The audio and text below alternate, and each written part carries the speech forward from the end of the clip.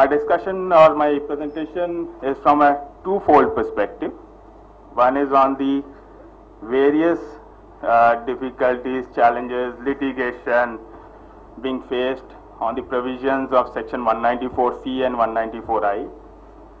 And the other discussion is on the challenges which are there with the deductees on, like what my other learned friends have already discussed, like Form 26AS, 201 SSE in default, filing of ETDS return. So that would be a short discussion on that.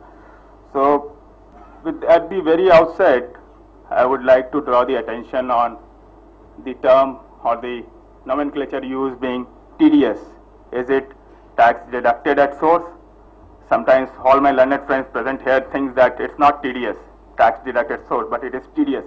I can't put in my brains day in, day out thinking about what should be that rate of tax.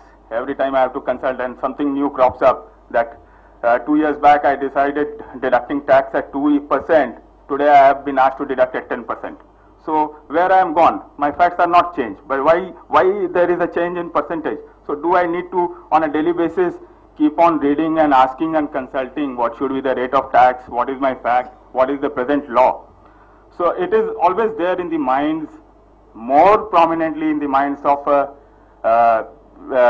lower business segment class people who wants to comply with the law but has the hassle to go through all the provisions of the law, particularly the TDS, to comply with.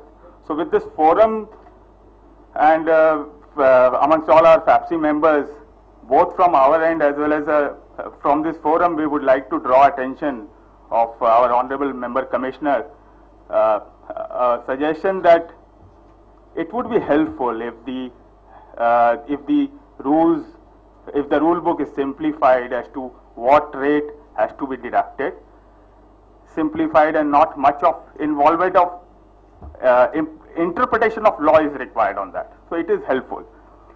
That is a request or a suggestion through this forum before the Honorable Member Commissioner to put it forth before the CBDT and higher ups for taking it, which will take time in due course.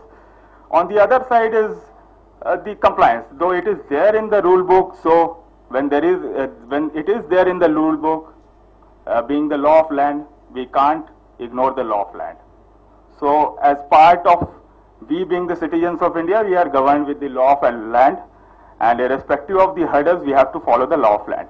So we had to understand and keep ourselves updated with the particular changes in the law, changes in the compliance mode, and have to be taking part with the growth of the country by following the law. We can't simply escape from the thought process or with an excuse that it's very complicated and we are not getting it through.